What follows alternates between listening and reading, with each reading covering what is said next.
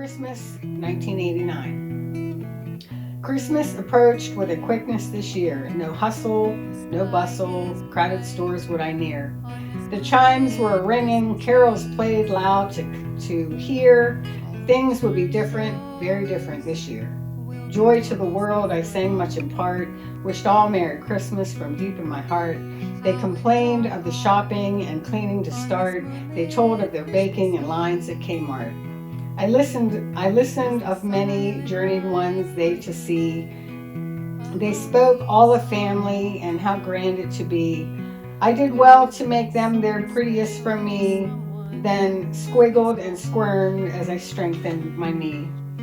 Hairdressers by trade bring questions of my, will you see your children? What did you buy? Will you stay with your family? I wouldn't just lie. I answered quite vaguely and tried hard not to sigh. If I was to answer them, what would I say? My children are lovely, they're happy and gay. I'm not headed for home, I must stay away. There's no want for me there.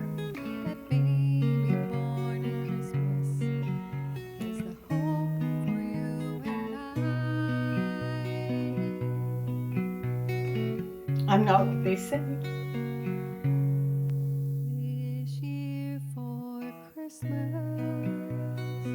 My name's Karen Lancaster. I'm the proud grandmother of 6 grandchildren, 2 children that produced those 6, and I am a stylist of 40 years, and I am also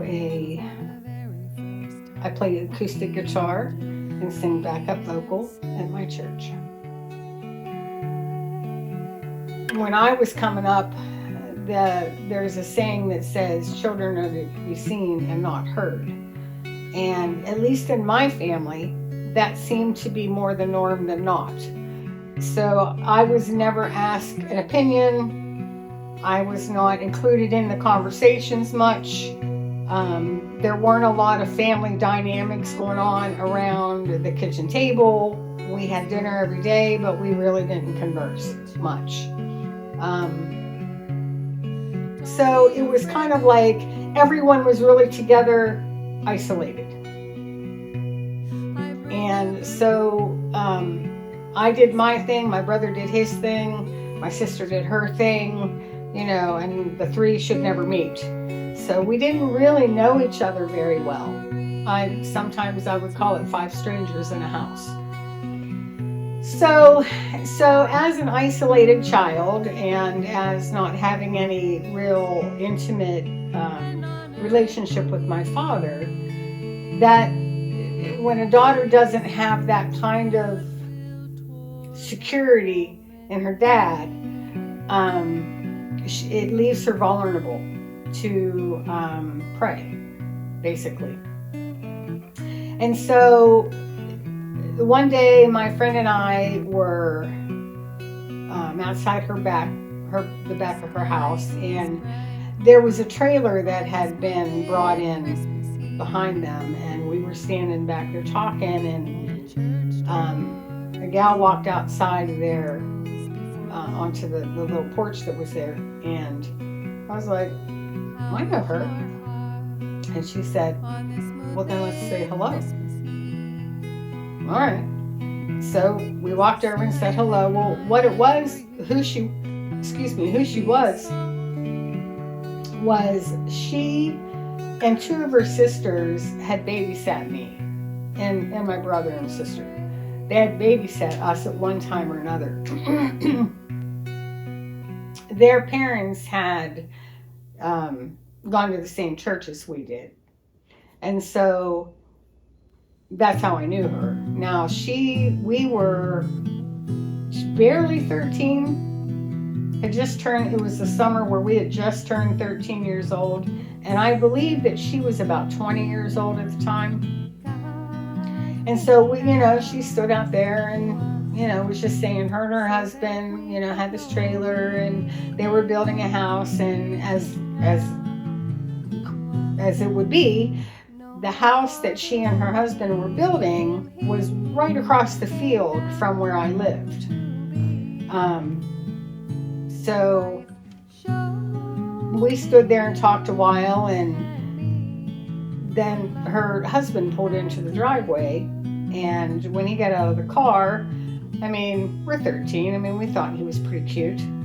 And he was all dirty from, it was obvious that he worked in the mill of some kind, and he was filthy. And he went on in the house. He never paid us no mind. And he went on in the house, and she said, you know, you guys can come over anytime. And as I write in chapter 2 of my book, that invitation completely changed the trajectory of my life.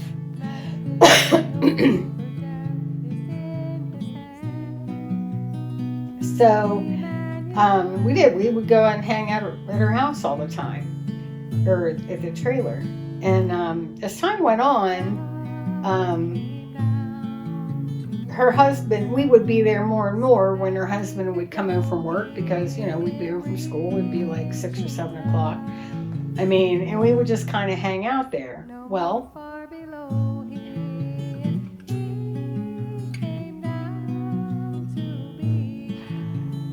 we would just kind of wrestle around. You know, sometimes you just wrestle around. You know, your dad would wrestle around with you or whatever. My dad didn't, but other kids would see how their brothers would wrestle around with them and stuff. And so Ron would kind of wrestle around with us. And it was fun. I mean, we were like, my friend and I were very tomboyish. We were very athletic. Both of us played sports. And so if you're going to have somebody that's going to challenge you that way as a kid, you know what I mean? You're just going to embrace that and have fun.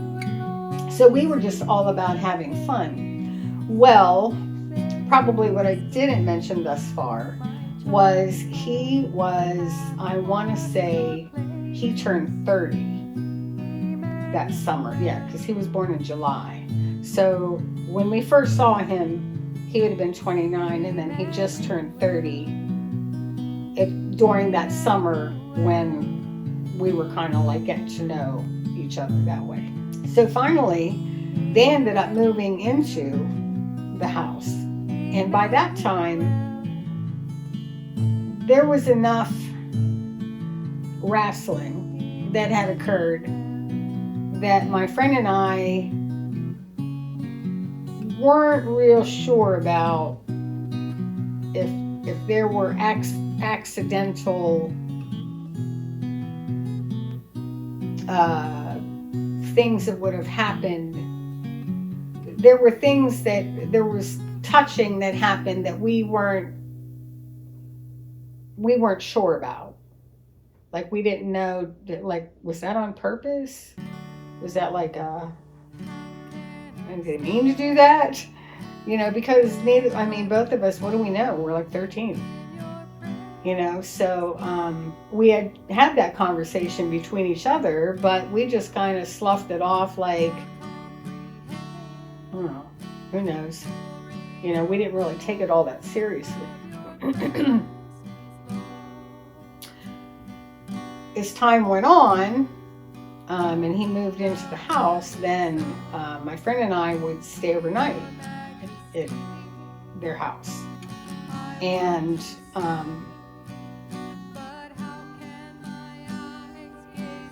I'll just say that by that time, we were a year older.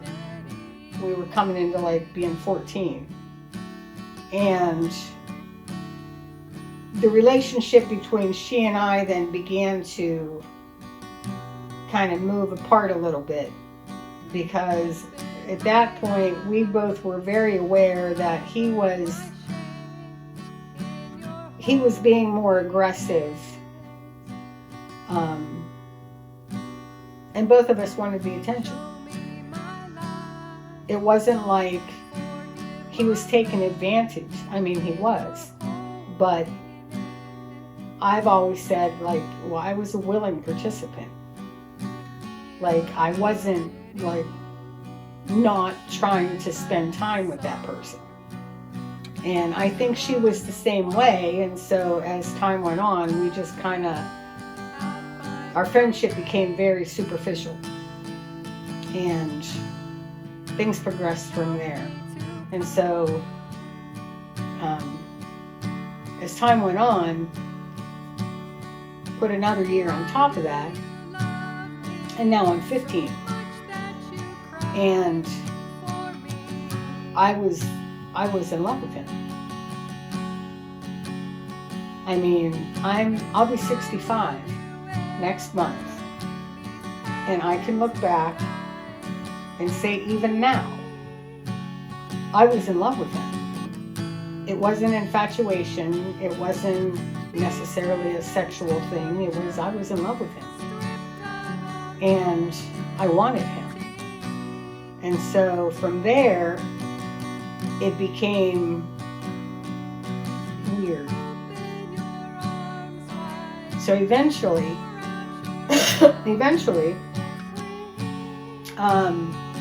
he was divorced, of course. And once he was divorced, like, to me, that was now, this was my space. And I can't really say to this day whether I would know if he were being faithful to me at that time or not. Then, at that time, I believed he was. Looking back, probably not.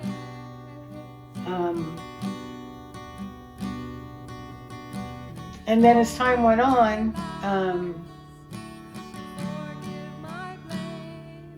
I mean, I was all in. I was all in to the relationship, and then I ended up getting pregnant. And because I can say that I believe that he loved me. I don't know that if he was in love with me. I don't know that. But I believe he loved me.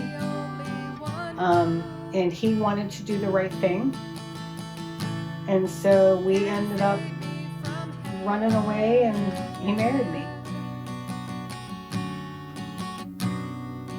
So after I had my son, so I had both of my kids by the time I was 18. And after I had my son, that's when the reality of his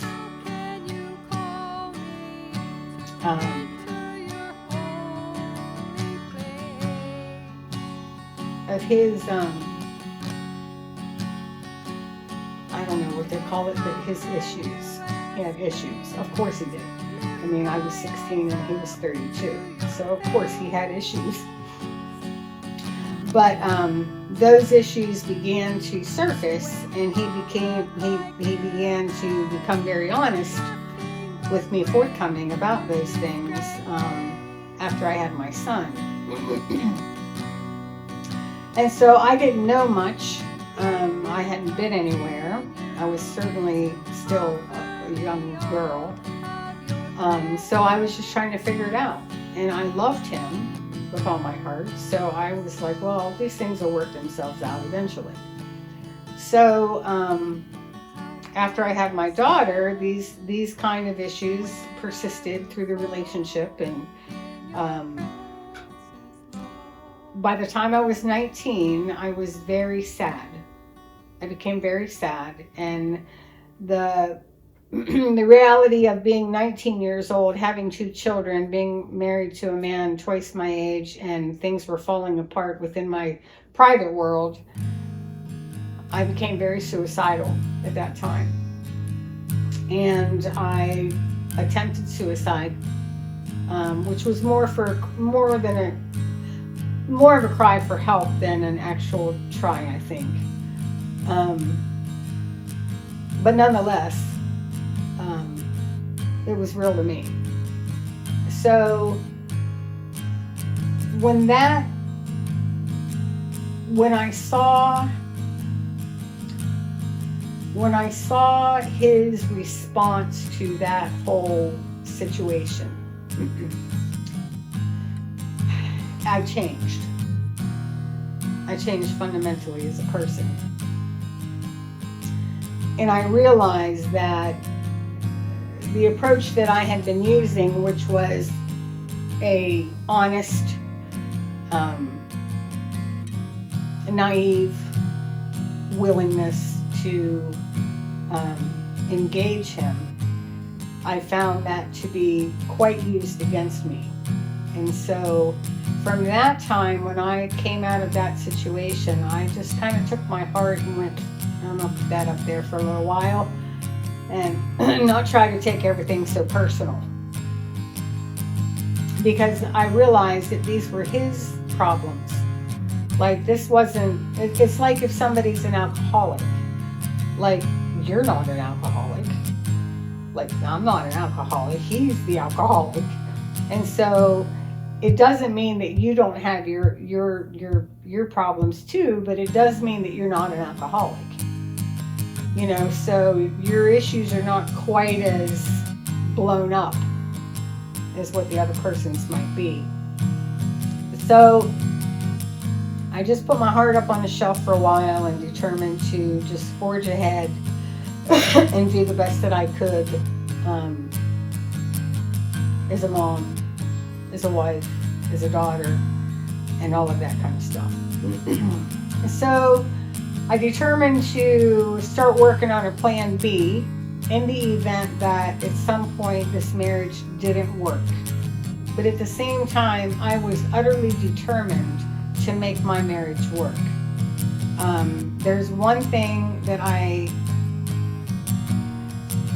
my personality needs a challenge in life. And so this was quite the challenge. And I took it on wholeheartedly. And so I was willing to assume the challenge and willing to try and make that challenge come out with a good outcome. But in the meantime, I knew that I had to begin building my own self. So in the event that he was not in my life anymore, I would be able to take care of myself. Which is a high school dropout, because I ran away. I didn't even finish the 10th grade.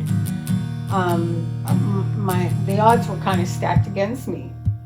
So the first thing that I determined to do was get my diploma. And so I went to the local library and I got the books and I studied for my GED, and I took my GED and I did very well. And that was, check that box. I got my diploma.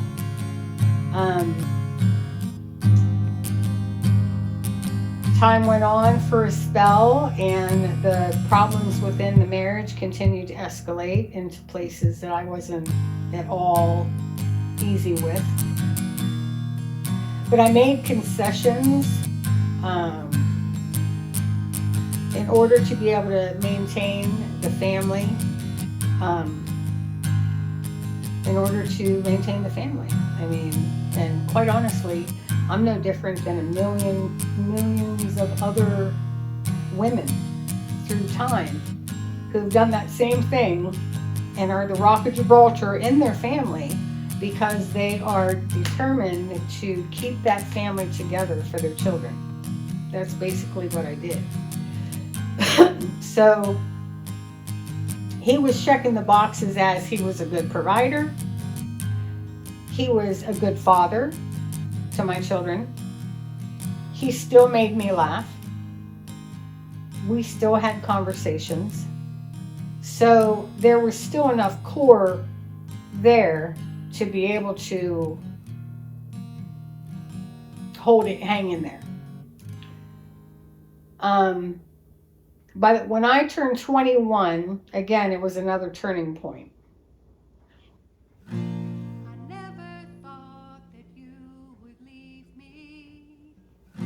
My life at that time became a lie. Like, I was living for the whole world to believe that everything was fine and okay. And everybody around me was great.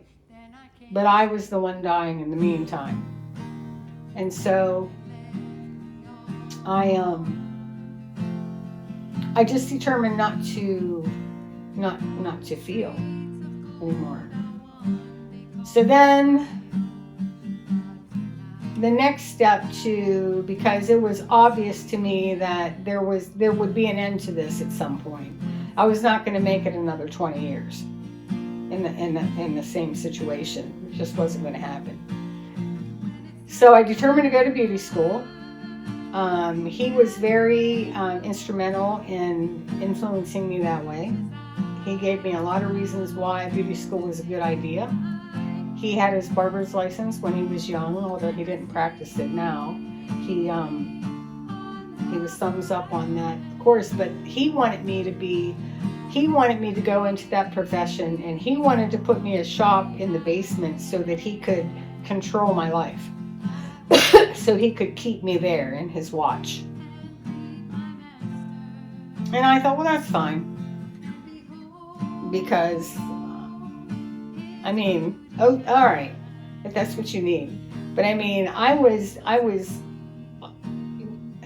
that didn't bother me because I was happy about being able to be home with my kids.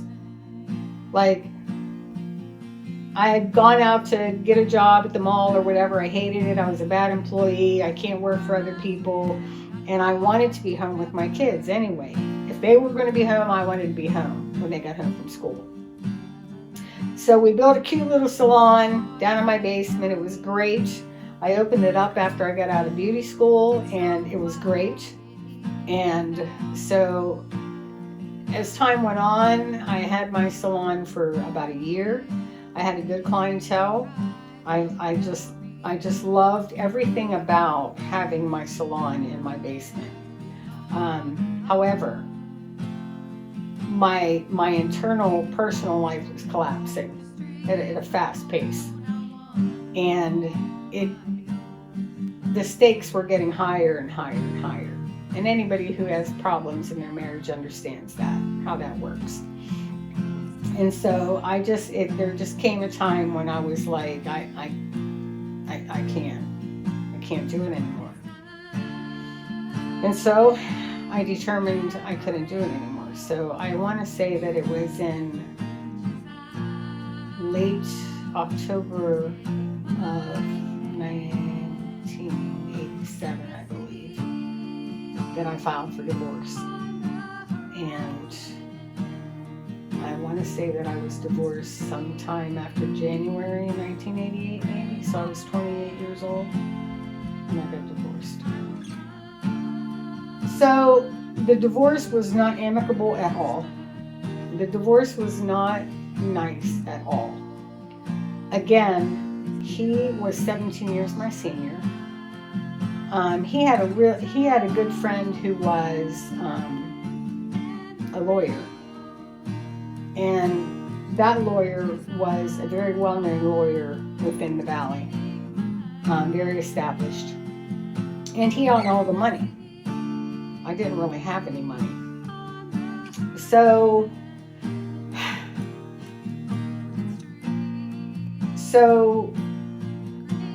I was living in our home with the kids, and he was staying up the road with his brother, I believe. And the nature of his work allowed him a lot of flexibility. So his work patterns were not real steady, which gave him way too much free time. So when I was staying in the house, the way that he had written up our divorce agreement was very controlling. And so as the divorce papers read, I was able to stay in my home with my kids until they were 18. As soon as the youngest turned 18, then I would be ordered to leave. So I'd be out of the home at that point. During the time I was there, it was written in the agreement that I was not permitted to have anybody at all, not family, not friend, no one was to stay under my roof at all for any reason ever. So I had no kind of freedom at all in my home. And I wasn't objecting to, like, I didn't find it objectionable that somebody wouldn't want somebody to be moving in a boyfriend or something like that. I didn't have a problem with that. But I mean, the fact that it was stretched out to the point where, like, I couldn't have a friend there, or, you know, if I had family to stay over, or even if that was, even as unlikely as that might be, just the fact that my hands were tied in my house, and my life had been controlled for so long, I couldn't stay in that situation for very long. So as he had plenty of time on his hands, that gave, and also in the agreement, in order for me to maintain custody of our children, I could never have my children in the company of any man ever.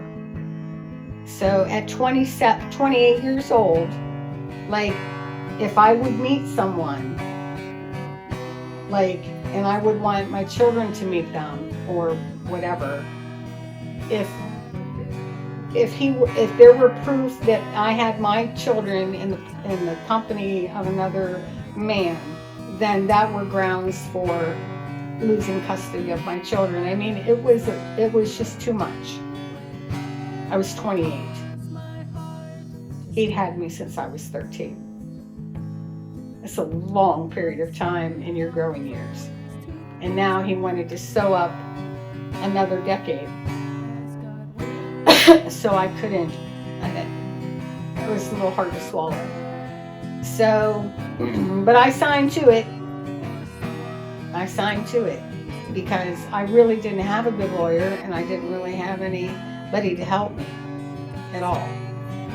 So, the turning point came when now kids had been with me probably, I guess we've lived there almost, I don't remember how long, it's fuzzy right there, that time period, maybe a year or less, somewhere in there. And so I had taken my kids and brought them down here to Wheeling to meet a male friend of mine who we were going on a picnic over to Wheeling Park. Some hot dogs on the grill, outside for all the world to see, nothing nefarious going on, just having a little picnic on a blanket. And day was wrapping up and putting back in the car, and I was driving up Route 2, and I looked in my rearview mirror, and my ex-husband was behind me. Which now I knew that he had been spying on me. He had been stalking me all day. Well, as a side note, he had been stalking me for the whole time since our divorce. I mean, prowling around my house, looking in my windows, following me in his car. I mean, he was stalking me. I had gone to the Brooke County Police, and I explained to them that he is stalking me. And the police told me, well, then you should buy a gun. Oh.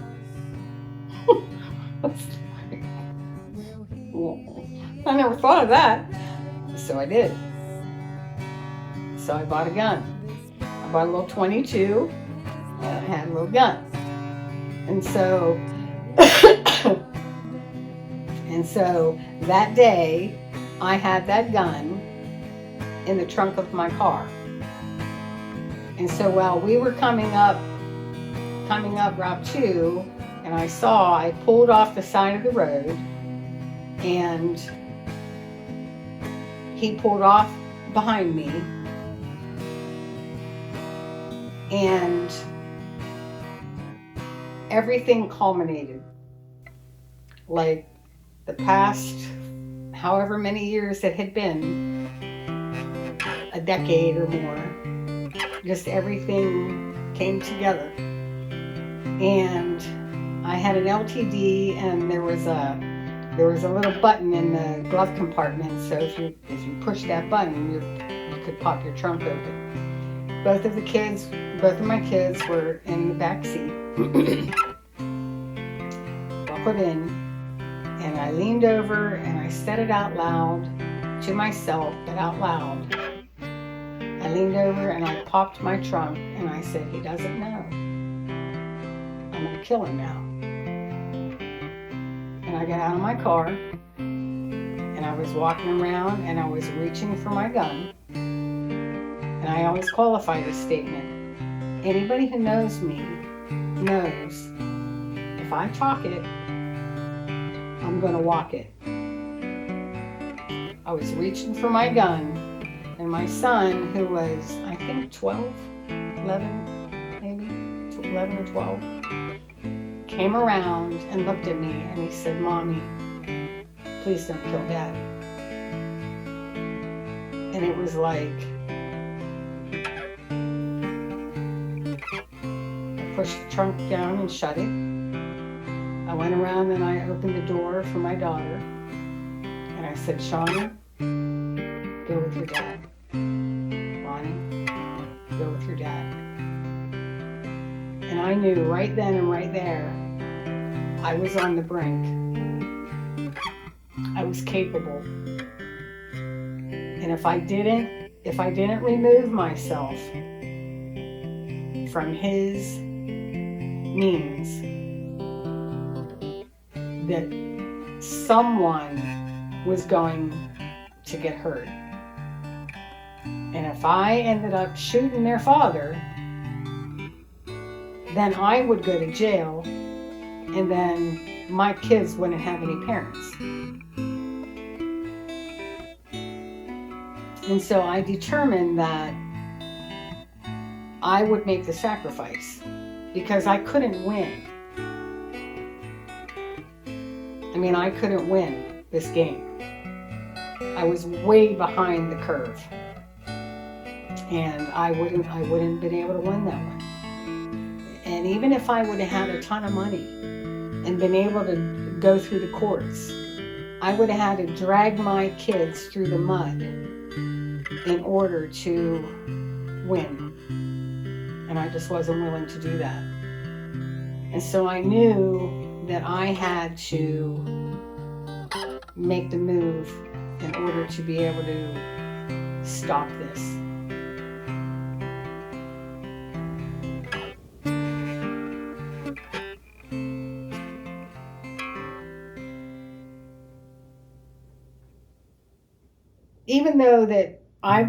Even though I didn't have custody of my children, I had never lost contact with my kids. Like, I still made a way for us to maintain our relationship. It was hard. I worked hard for it. I mean, but there were letters and phone calls and visits and time spent, and we always had, because I was such a young mom, we always had more of a camaraderie with ourselves than a mother-child relationship. Because I was just young. I was a kid when I had them.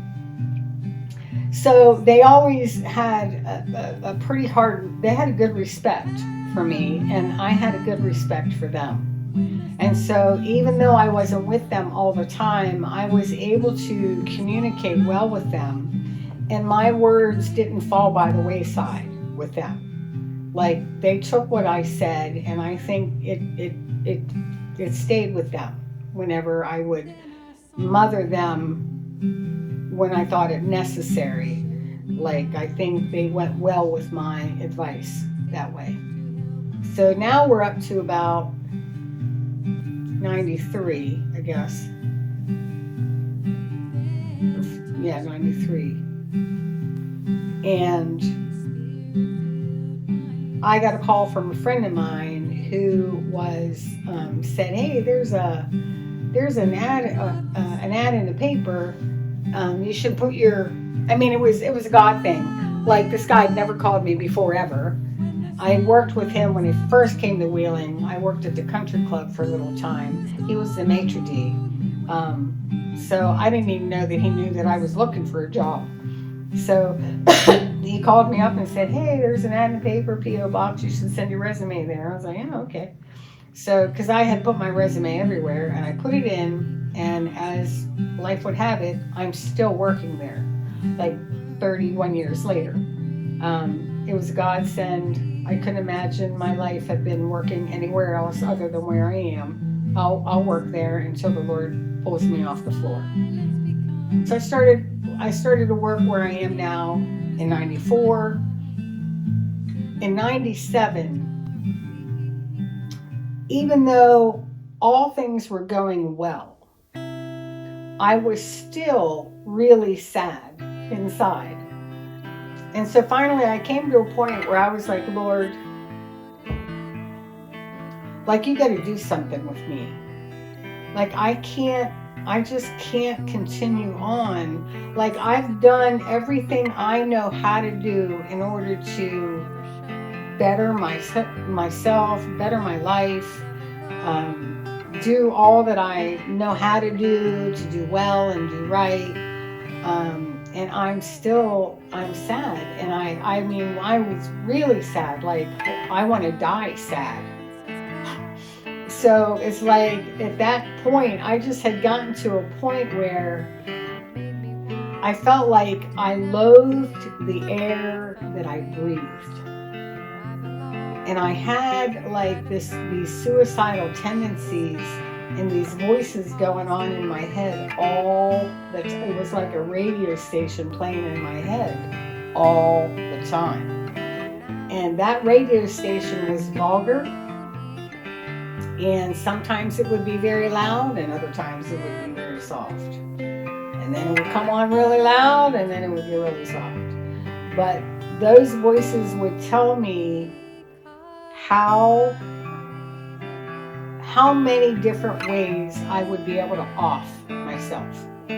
For example, I would run up to see the kids and hang out with the kids, maybe have dinner. By this time, my relationship with my parents was starting to kind of come back, and we were working at trying to be, a family again.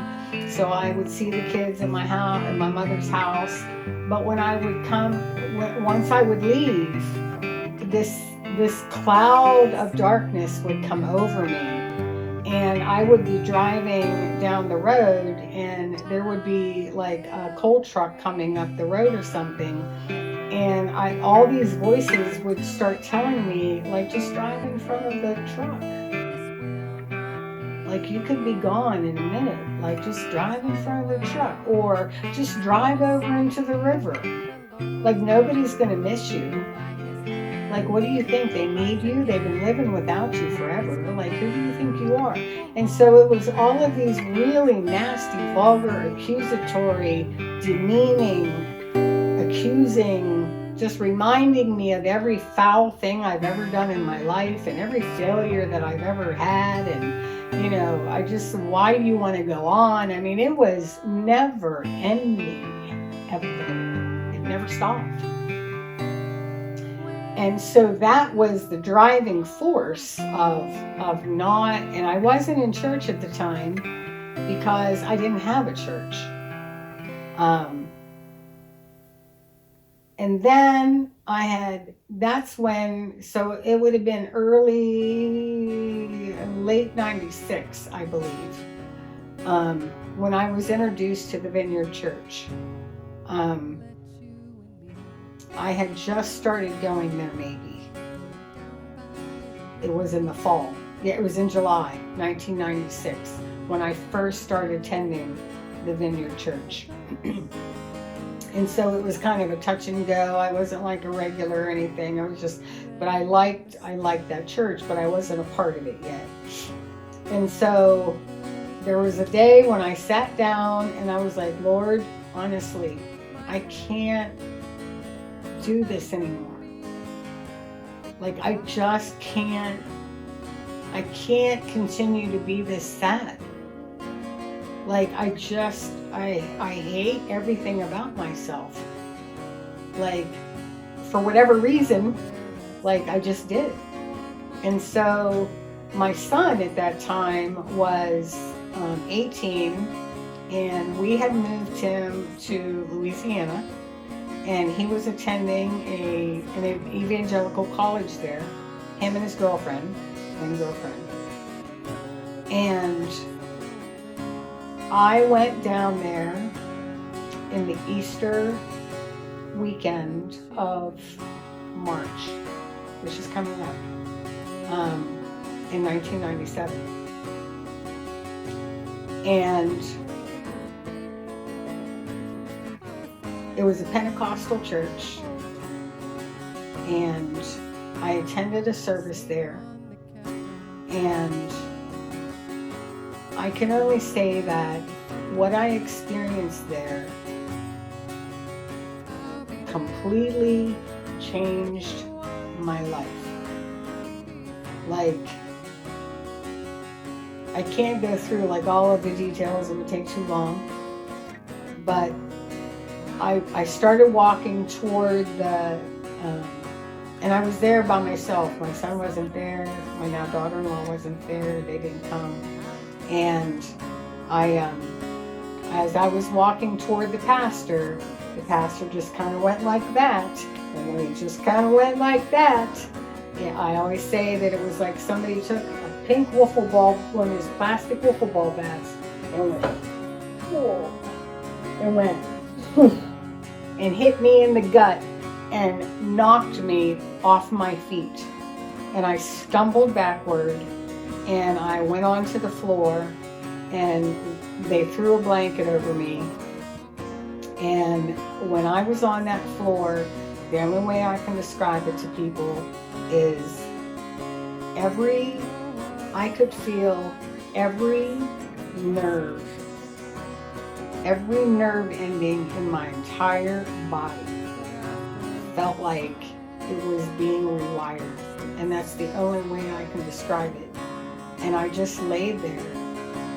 And it was like, if I could have laid there for eternity, I would have.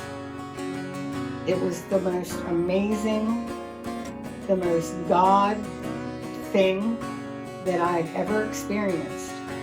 And I laid on the floor for quite some time, and they were sweeping the church. And when I opened my eyes, I looked around and I saw that there were other people who were still peppered through the building. I could see through the bottoms of the chairs.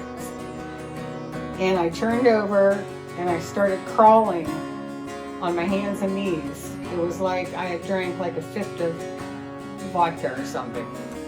And I was crawling until I could finally like stand up. And I walked outside. It was March 30th, Easter Saturday, 1997. And I sat on the step.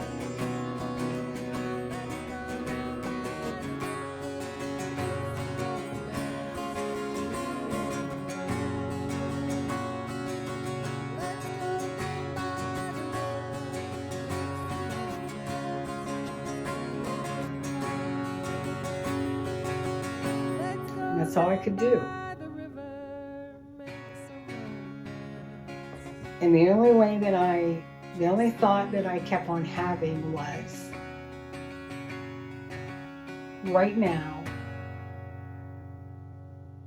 I am the smallest, most important thing in the universe.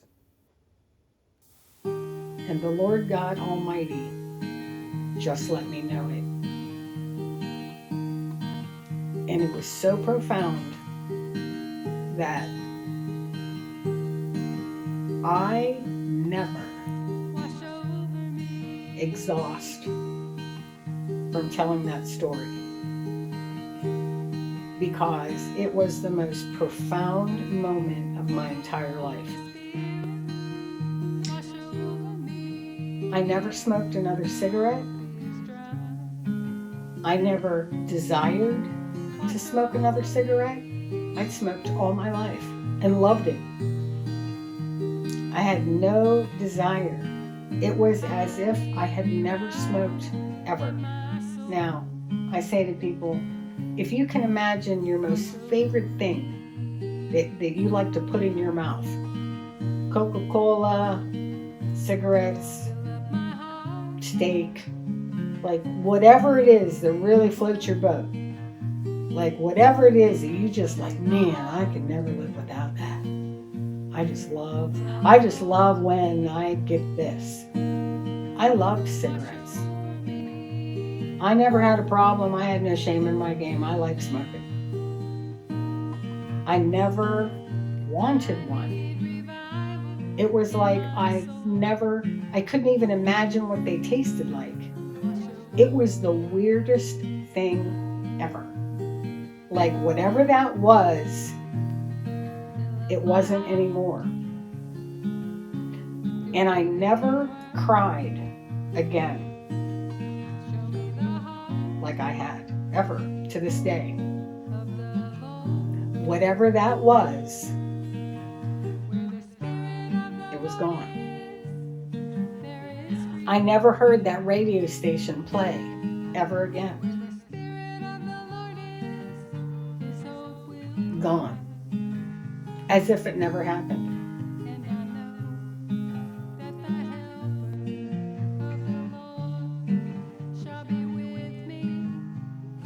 Not long after that, my dad passed away. And I was like, well, shoot, because he would have helped me. Like we were to a place now where the Lord was working in my dad's life too, because what happened to me created a ripple effect toward my family. My family watched me go from here to here. Like when the Lord does a miracle in somebody's life, everybody around you sees it. It's a bona fide miracle. And nobody can argue the fact because the proof is in the pudding and the time will bear out. And they saw my life just completely change. They saw my outlook. They saw everything about me change in a positive way. And it rippled out there toward my family. and it affected my father. So,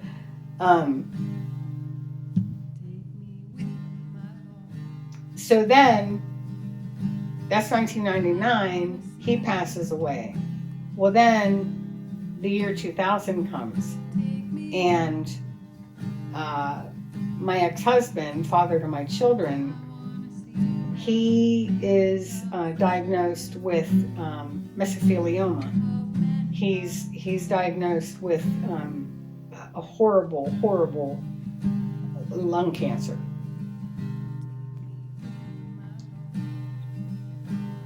And as God would have it,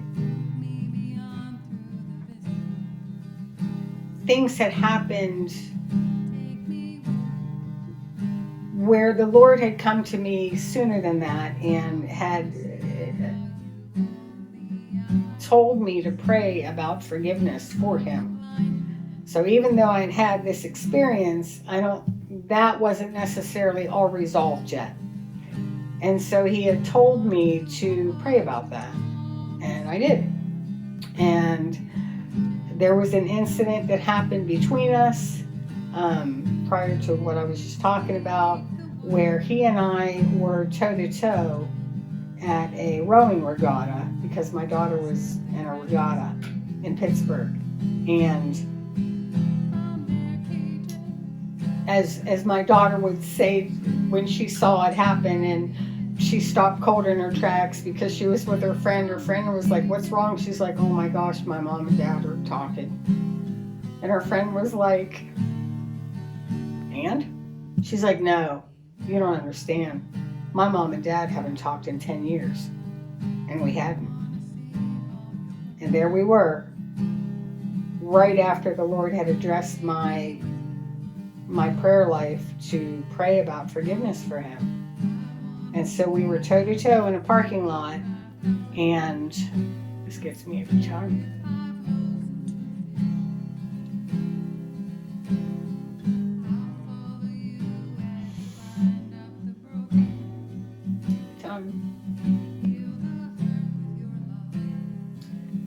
So I said to him, I had my shades on, I'm like, "Lord, I'm not taking off my shades." was like, all right. I said, you know, I still believe in Jesus like I always have. And I don't think it's accidental that you and I are standing here. I think this is called a divine appointment. And he's just listening. And I said to him, so let me just ask you a question. He said, okay. I said, so did you love me? He said, fuck yeah, I loved you. You know that. I said, no, I don't. I don't know that. He said, yeah, I loved you. And I said, well, let me ask you one more question. Was it worth it? And he leaned back and he said, fuck no, it wasn't worth it. And if there was anything that I could do to change the hurt that I caused you and the kids, I would. But I can't. So I have to go on. And I was stunned. I mean, those were the last words I was expecting to hear. And I said to him,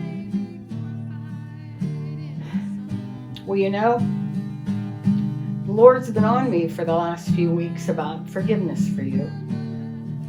I said, and I can't say that I'm there yet.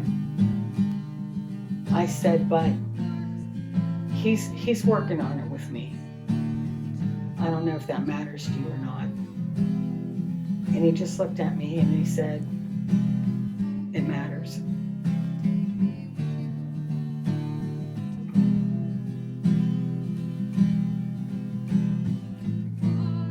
So that had happened in between the time that my father had passed away and in between the time that he had been diagnosed with cancer. So when I got the news that he was in the hospital and my mother had called me and I was already on my way up to my mom's, I forget why, but she said, you know, Ron's in the hospital. They don't know if he's going to make it or not.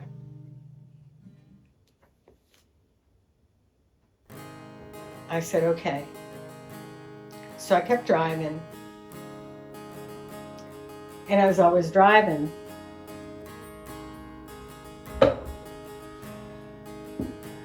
I asked the Lord, I'm like, well, what do you want me to do? Like, what do you want me to do? Like,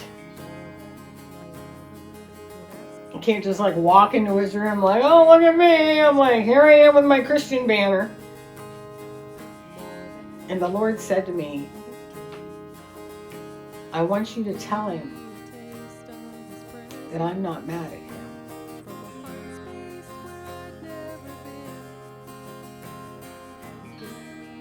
And it was just as clear as day. And I was like,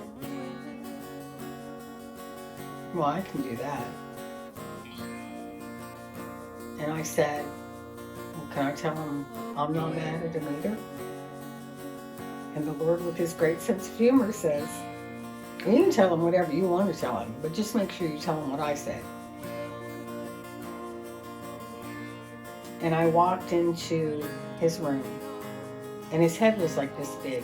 Like his head was all swollen. His color was gray. He looked like he was going to die. And as soon as I walked in, he looked at me, and he said, Shauna just left.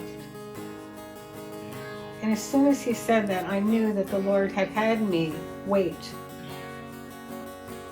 until she was gone.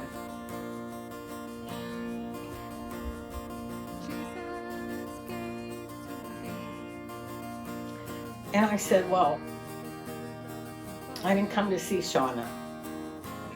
And I went over and I sat down next to him. And I said, I came to see you, Ron. I said, the Lord told me to tell you. He wants you to know that He's not mad at you.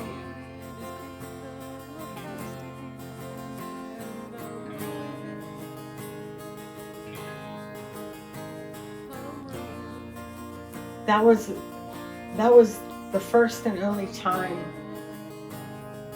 I'd ever seen words penetrate into somebody's spirit.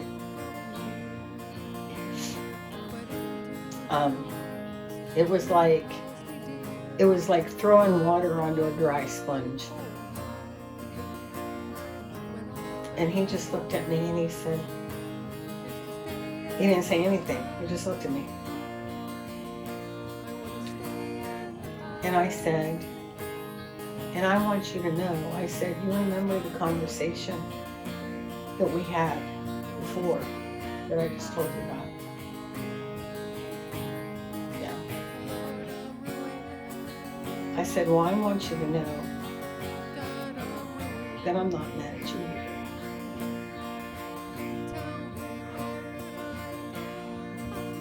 I never see.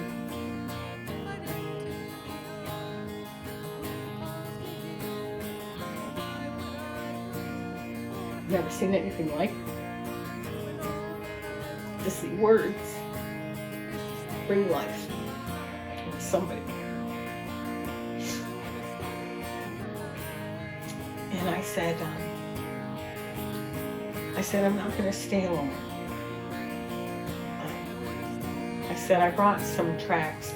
I always carry tracts in my car. I said, I brought some tracts for you. They're from an alpha class that I teach. I said, it's about Jesus. And if you want to accept Jesus, if you want to know more about Him, I said, you can read through these if you want. I said, I'm just going to leave them for you. I said, but I'm not going to stay.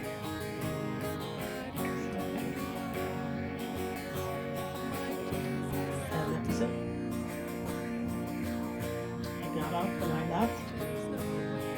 And I walked out. And as I was walking out of the hospital,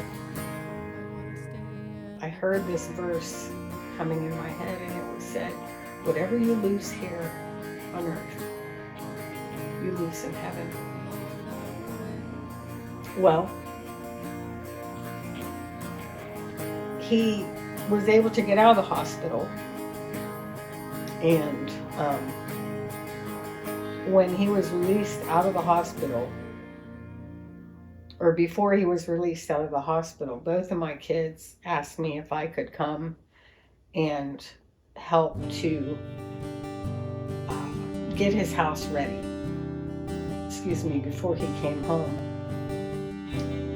And I was like, yes, sure, I can do that.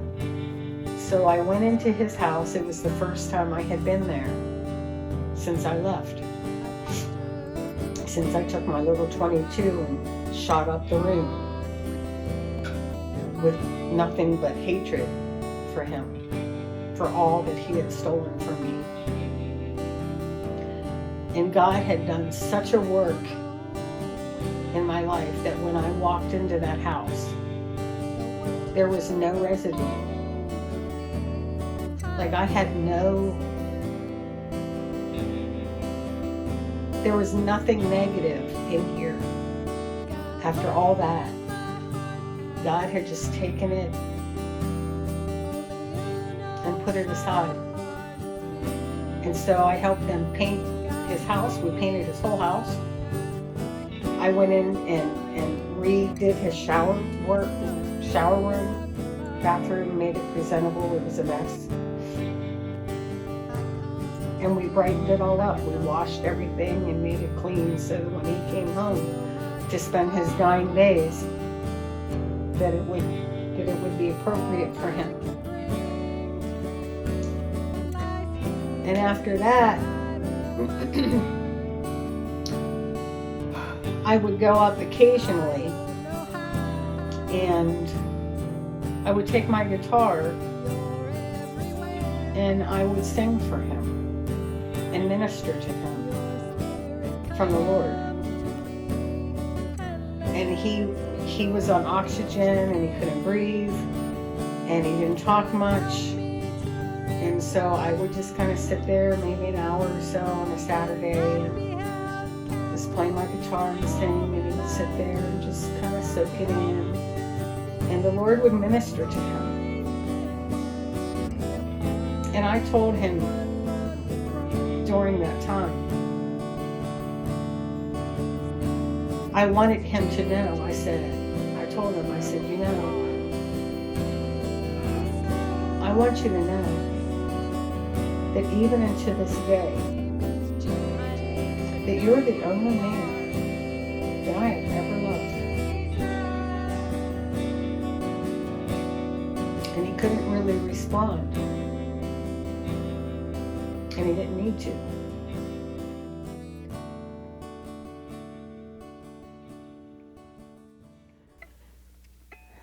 I don't know how long it was before his time came. I don't recall the time frame. A couple months maybe. But I got a call. He's not doing well. I said, okay. So I took my guitar, took my Bible, went up to his house, and walked in. And as soon as I walked into his bedroom, I could feel death. I mean, I just almost wanted to look behind the door and see if the shadow of death were behind the door, because it was palpable. So Shauna was there, her now husband was there. My son was not there. He was somewhere else. And I looked at Ron and I said, we're going to help you do this. I said, do you want me to bring my Bible in? I could read to you. Do you want us to just sit with you and be still and quiet? I said, I have my guitar. As soon as I said I have my guitar, he just went. I said, okay. So when I got my guitar, when I came in, and I sat by his side, and I played every single song that was in my notebook, like for, I don't know, it seemed a long time. And I realized, as I was finishing up like the last songs, that his breathing was really in. And so I put my guitar down and I got into the bed with him and I put my arm around him and I held him until he wasn't breathing.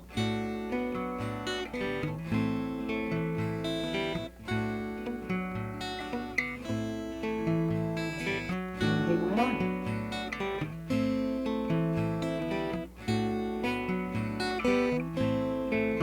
Experience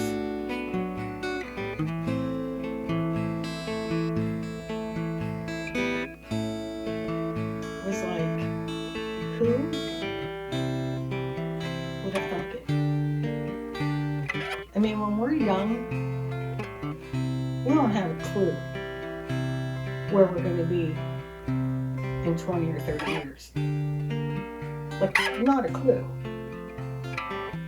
I mean, God has a way of orchestrating the most beautiful stories that could ever be written. And I got blessed enough to get one of them.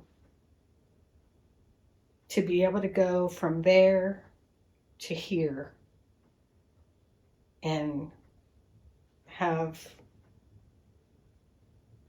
that kind of closure and restitution and forgiveness in a life that had been stolen, basically. I mean, I don't know. I couldn't ask for more than that.